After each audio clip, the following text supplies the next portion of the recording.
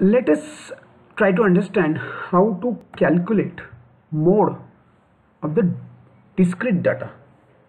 We have already seen calculation of mode of an individual data. Let us understand how to calculate mode of a discrete data.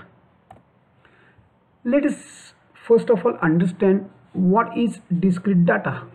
Discrete data is something like this. See, in case of individual data, we have seen that की individual data काय होता तर त्याच्यामध्ये numbers होते, only numbers. But here you will find there is a relationship between the data, income and number of persons. What kind of a relationship we can find out from this? See, if you can see 8 persons have got an income of 5 lakhs. 12 persons or 12 persons are having income of say 9 lakh. In this way, each number of person has got a relationship, or they are telling some relationships, having some relationship with these incomes in lakhs. This is what I mean to say by relation. Once you observe this relation and there is no grouping of income. We are not going to group the income like 5 to 10, 10 to 15, 15 to 16. You observe this. There are numbers. We have one particular number against which we are going to find out number of persons. So mean to say is that number of persons and income has got a relation over here.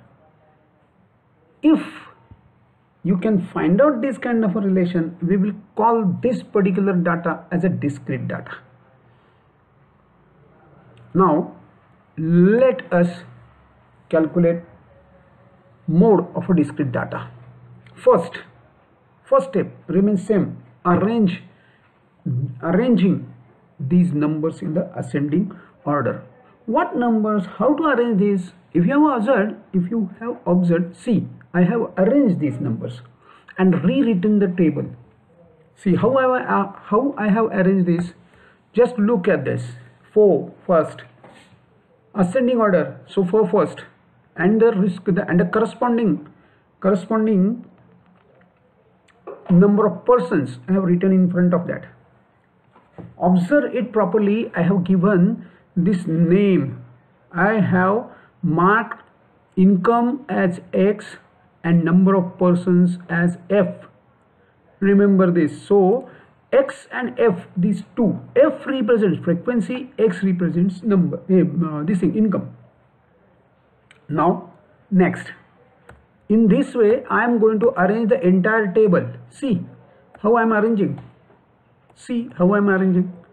This is the way I have arranged this particular thing in this way. In this order I have arranged the entire table. Okay, let us see the next step.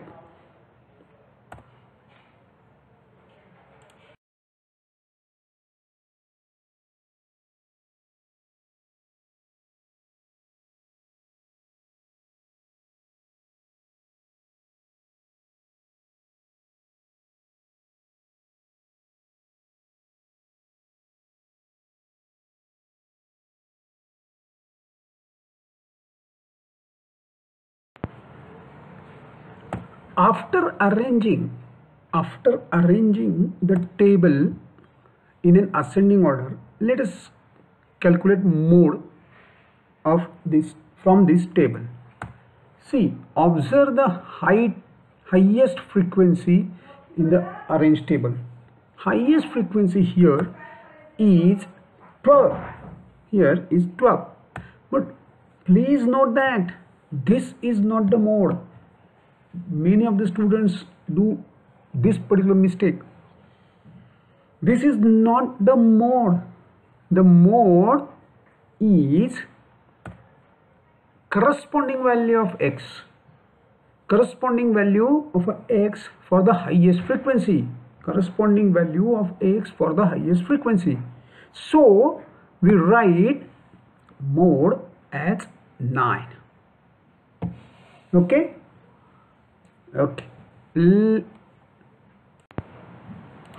Let us see another example of the same mode for discrete frequency. Now we have understood this is a discrete frequency, as there is a relationship. There is a relationship between number of students and marks. 6 students have got 20 marks. 4 students have got 30 marks. Or we would read it in a reverse order. There are 5 students who have got 40 marks. Like this. So let us calculate the mode in the following way. As usual, arrange the table in the ascending order. But if you observe, we need not have to arrange it. It is already given in the arranged manner. 10, 20, 30, 40, 50, 60. Arrangement is on the basis of X. Here, marks is X. Number of students is frequency. Observe the highest frequency in the arranged table. This is the table which we need not have to do it again, as rearrangement basically I am talking about. Now let us see the highest frequency, that is 10.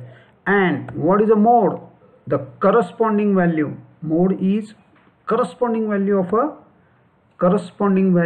of highest frequency. So mode is 50. Thank you.